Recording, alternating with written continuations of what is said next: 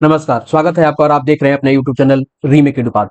Head teachers और headmaster के लिए बहुत ही महत्वपूर्ण यह वीडियो होने जा रहा है और यह वीडियो है आपके शैक्षणिक सह वित्तीय प्रभार के संबंधित में। तो इस वीडियो के माध्यम से बताएंगे कि वो कौन-कौन सी चीजें हैं जिसे आप प्रभार में लेते समय ध्यान रखेंगे। वो लिस्टिंग कौन सी होगी जिसके द्वारा आप पूरी संचिकाओं को तैयार करेंगे और कौन-कौन सी सामग्री होगी वो लिस्ट भी हम आपके सामने लेके आएंगे। तो चलिए वीडियो को शुरू करते हैं और वीडियो को शुरू करने से पहले आपसे आग्रह करेंगे, पहली बार चैनल पे है तो चैनल को सब्सक्राइब कीजिए और कंटेंट पसंद आता है तो आप उसे लाइक कीजिए। पहले हम देखेंगे वो कौन कौन से प्रमुख बातें हैं, उसके बाद हम आपको वो सारी सामग्रियों की लिस्ट बताएंगे जिसे आप वीडियो को रोक करके आप नोट डाउन कर सकते हैं। यदि आप चाहेंगे तो मैं उसे ग्रुप में शेयर भी कर दूंगा, आप उसे प्रिंट भी करा लेंगे। चलिए देखते हैं पहले वो कौन सी प्रमुख चीजें हैं जिसका आपको ध्यान रखना है और आगे आपको बढ़ना है। चलिए पहले देखते हैं, उसके बाद हम सब चीजों की लिस्ट देखेंगे। आपको जब आप प्रभार लेंगे तो आप सबको पता है कि जो नवनियुक्त प्रधान शिक्षक हैं या प्रधानाध्यापक हैं, विद्यालय का संपूर्ण प्रभार आप किससे लेंगे? वित्तीय सहित। अब वित्तीय सहित की बात हो गई, यानी वित्त है, इसके साथ कुछ और चीज है, तो इसके साथ कौन चीजें आती हैं? वो आएगी आपको शैक्षणिक, जो आपको विद्यालय के दैनिक कार्य व्यवस्था यानी संचालन की चीजें, जो विद्यालय का मूल काम है पढ़ाई लिखाई करना, वो शैक्षणिक के साथ वित्तीय, वित्तीय जिसमें पैसे का लेन देन वाली व्यवस्था है, यानी पूर्व प्रभारी से वित्तीय सहित आपको प्रभार लेना है। अब देखिए पहला पॉइंट क्या है, इसमें प्रभार में दिए जाने वाले सभी प्रकार के संचिकाओं और सामग्रियों का प्रभार सूची बनाकर लेंगे। जी ये सूची मैं आपको बताऊंगा, वो सूची क्योंकि उसकी सूची बनेगी, बिना सूची आप ऐसे ही लिख के नहीं लेंगे। क्लियर है? अब आगे देखते हैं कौन कौन सी चीजें होंगी। एक तो सूची बनेगी, जितनी भी सामग्री होगी सबकी आपको सूची बनेगी। ठीक है, अब देखिए कैश बुक, आप कैश बुक किस किस का होता है? छात्र कोष का होता है, विकास कोष का होता है, उसके बाद आपको एसएसए का होता है, जीओबी का होता है, ये ध्यान रखिएगा। एमडीएम के दैनिक पंजी होती है। जो कैश बुक की बात आपको है, ये एसएसए के जो पैसे आते हैं उसके होते हैं, जीओबी के पैसे आते हैं उसके होते हैं, एमडीएम जो चलते हैं उसका दैनिक पंजी तैयार होता है, ये दैनिक पंजी अलग आता है, ये कैश बुक से अलग होता है। इस चीज को आपको नोट कर लेना है। यहाँ छात्र कोष विकास कोष की बात भी है, वो भी इसके साथ आते हैं। और छात्र कोष और विकास कोष जो है ये हाई स्कूल यानी 9 से 12 वाली स्थिति में रहते हैं, ये 1 से 8 में छात्र कोष और विकास कोष नहीं होते हैं। अब देखिए विद्यालय का आय व्यय ब्यौरा, जितना भी आय हुआ है और व्यय हुआ है, खर्च हुआ है, इसका पूरा ब्यौरा, पूरा का पूरा वाउचर आपके पास होना चाहिए। उसका पीपीए जनरेट हुआ है कि नहीं है, पीपीए के पीछे बैकड्रॉप में उसका वाउचर लगा है कि नहीं, और वाउचर जो है कैश कैंसिल पेड हुआ है कि।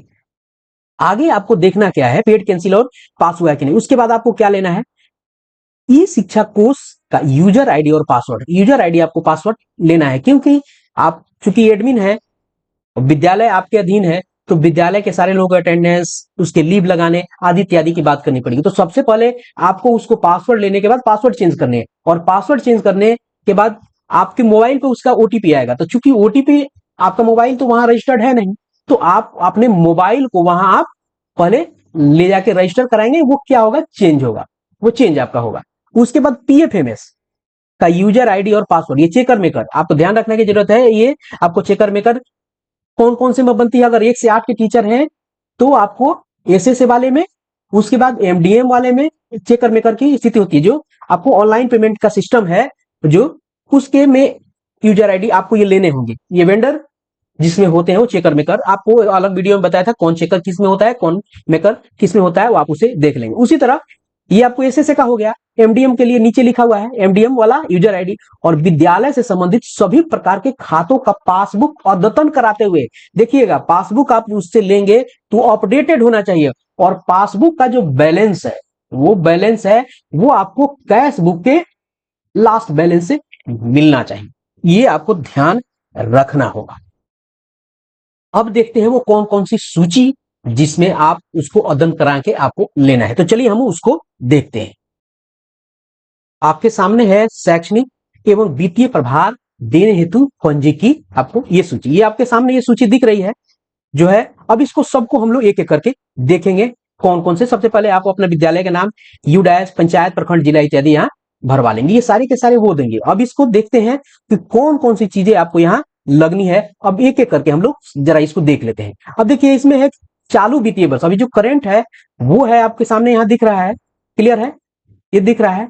उसके बाद आपको यहाँ पुराने पंजी है, तो अभी करंट वाले में ये है छात्र नामांकन पंजी, शिक्षक उपस्थिति, छात्र उपस्थिति पंजी। नामांकन पंजी पे बहुत ध्यान से रखना होगा, क्लोज उसको लास्ट में आप क्लोज जरूर करा लेंगे।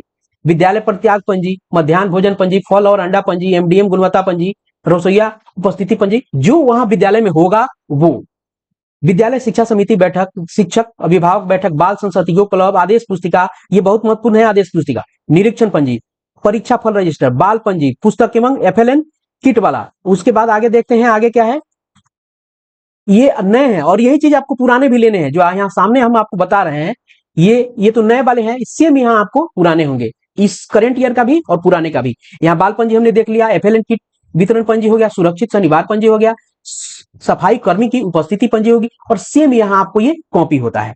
यहाँ पुराना वाला भी आपको ये लेना है। अब चलिए देखते हैं अन्य कौन कौन से जो वित्तीय व्यवस्था में लगने वाली चीजें हैं। यहाँ भी है रोकड़ पंजी, आपको रोकड़ पंजी यानी कैश बुक, रोकड़ माने कैश, पंजी एमडीएम का, रोकड़ पंजी वीएसएस का, स्टॉक रजिस्टर, कितना चीजें आपके यहाँ है अभी, पीपीए फाइल, बिल वाउचर और उपयोगिता। ध्यान रखिएगा, इस सब चीज का ध्यान रखना होगा। बिल वाउचर और उपयोगिता, ई शिक्षा कोष का पासवर्ड प्राप्त किया या नहीं। वीएसएस आपको ये पुराने वाली स्थिति में देखना है, ये सब की सब पुरानी स्थिति में है। खाता संबंधी जानकारी में वीएसएस, पीएफएमएस खाते की जानकारी, एमडीएम पीएफएमएस खाते की जानकारी, जो राशि कितनी है वो राशि की जानकारी रखनी है। जीओबी खाते में कितनी राशि है, जीओबी का खाता क्या है, जीओबी खाते का चेक संख्या क्या है, पीएफएमएस आईडी और पासवर्ड क्या है। ये सब चीजों को आपको ध्यान देना है। क्लियर है?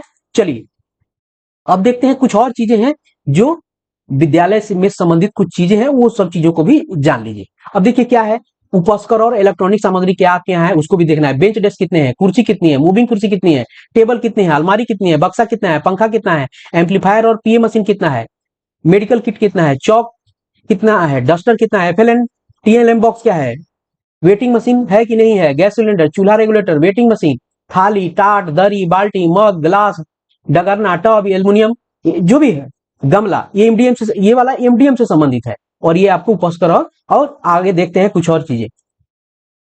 चलिए यहां देख लेते हैं, ये कुछ खेल सामग्री है। खेल सामग्री में देखिए जरा हमें क्रिकेट संबंधित, ये संबंधित थोड़ा सा गलत लिखा हुआ है, ये टाइपिंग एरर है, इसको देख लीजिएगा। फुटबॉल से संबंधित,